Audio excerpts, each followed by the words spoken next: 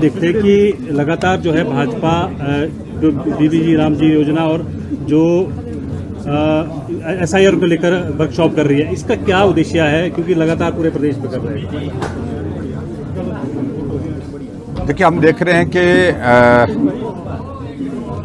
बहुत ही ऐतिहासिक फैसला लिया हमारी केंद्र की सरकार ने, जो मनरेगा में कुछ चीज़ों को लेकर के परिवर्तन करने की आवश्यकता थी, उसमें मॉडिफिकेशन अमेंडमेंट करने की आवश्यकता थी, वो की गई है। और उसमें सबसे बड़ी इम्पॉर्टेंट चीज़ तो ये है कि परिवर्तन अगर किसी चीज़ में हुआ है, वो परिवर्तन सिर्फ इतना हुआ है कि नाम का परिवर्तन हुआ और राम जी करके जो है इस योजना को अब नामित किया गया है। और इस पर मुझे लगता है कि जो कांग्रेस या विपक्ष के लोग जो शोर डाल रहे हैं, उसका कोई औचित्य नहीं है। पहले मनरेगा के अंतर्गत एक ही बात होती थी कि रोजगार के संदर्भ में होती थी, लेकिन उसके साथ विकास जुड़ना चाहिए। ये प्रधानमंत्री नरेंद्र मोदी जी का एक विजन है, जिसके अंतर्गत उन्होंने सुनिश्चित किया। और रोजगार के लिए भी 100 दिन नहीं 125 दिन सुनिश्चित उसमें किए। और उसके साथ साथ में हिमाचल जैसे स्टेट के लिए ये भी प्रोविजन उसमें किया कि 90% केंद्र सरकार देगा, 10% स्टेट गवर्नमेंट देगा। एडमिनिस्ट्रेटिव चार्जेस पहले 6% होते थे, उसको बढ़ा करके अब 9% उसमें कर दिए गए। और सबसे बड़ी बात है कि इसमें एसेट्स क्रिएट करने के लिए ज़्यादा बल दिया गया है, जबकि मनरेगा के अंतर्गत एसेट्स नहीं क्रिएट हो पा रहे थे और मिट्टी उठाई जा रही थी, मिट्टी फेंकी जा रही थी, गड्ढा खोदा जा रहा था, गड्ढा भरा जा रहा था। यही एक इस बात को लेकर के। और मैं ये भी कहना चाहता हूं कि कांग्रेस की गवर्नमेंट के बाद जब से विपक्ष में आई ये लोग, उसके बाद लगातार प्रचार 2014 के बाद कोशिश करते रहे शोर डालने की कि मनरेगा को मोदी जी बंद करेंगे, लेकिन लगातार बोलने के बावजूद भी मनरेगा को बंद नहीं किया। जहां लगभग 11,000 करोड़ रुपए 2004 में खर्च किया गया था मनरेगा के अंतर्गत, वहां मोदी जी ने 2014 में प्रधानमंत्री बनने के बाद 33,000 करोड़ रुपए खर्च किया। मैनीफोल्ड इंक्रीज बजट में उसमें की गई।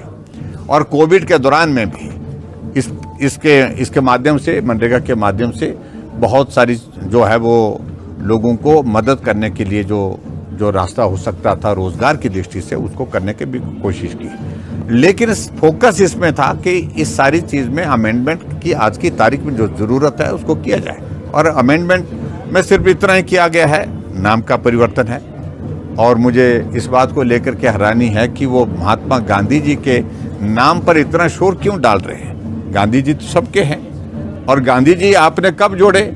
गांधी जी का नाम तो मनरेगा के साथ आपने 2009 में जोड़ा। उससे पहले भी तो आपकी जो है वो ये नरेगा के नाम से जानी जाती थी। ये योजना अलग अलग नाम से अलग अलग समय में जानी जाती। तो इसलिए मुझे लगता है कि कोई अर्थ नहीं। सही बात लोगों तक पहुंचाने के लिए हमारी पार्टी की ओर से एक कार्यक्रम हुआ, उसके अंतर्गत जो है ये वर्कशॉप्स हमारी चल रही हैं। उसमें हम सब अपने पार्टी के लोगों को जानकारी दे रहे हैं। और एसआईआर विशेष तौर से जो स्पेशल इंटेंसिव रिव्यू जो है, ये तो एक बार नहीं अनेकों बार हुआ है। और इसकी आवश्यकता इसलिए हो रही है कि गलत तरीके से कोई वोट ना कटे और गलत तरीके से कोई वोट ना बने।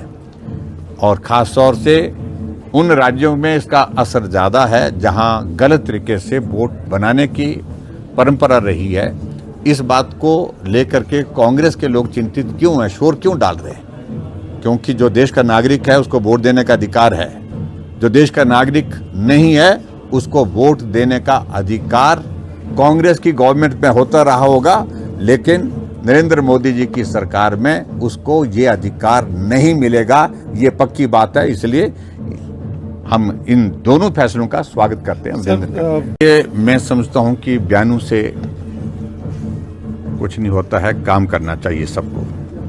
सरकार काम करने के लिए है। और जो पिछले 3 साल के कार्यकाल में काम तो सारे बंद पड़े हुए हैं, ठप पड़े हैं। और दूसरी बात मैं ये कहना चाह रहा हूं कि अधिकारियों के ऊपर इस प्रकार की टिप्पणी करना वो भी मैं समझता हूं कि गैर जरूरी है। सरकार में आप हैं, कोई अधिकारी काम नहीं करता है, कोई अधिकारी गलत काम करता है, नियम के अनुसार उनके खिलाफ कार्रवाई की जा सकती है, वो कार्रवाई करो ना।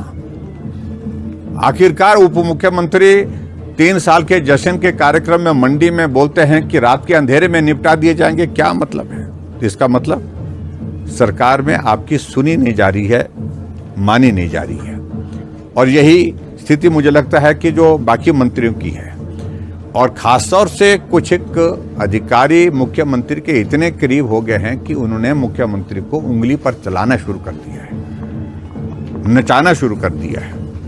आज वही अधिकारी 4-4 घंटे मुख्यमंत्री के साथ बैठे हैं, मंत्रिमंडल के साथी बाहर बैठे हैं, इंतजार में बैठे हैं, उप मुख्यमंत्री बाहर बैठे हैं, लेकिन अधिकारी अंदर बैठे हैं। और अधिकारी कुछ एक ऐसे हैं जिनके ऊपर गंभीर प्रश्न खड़े हुए हैं।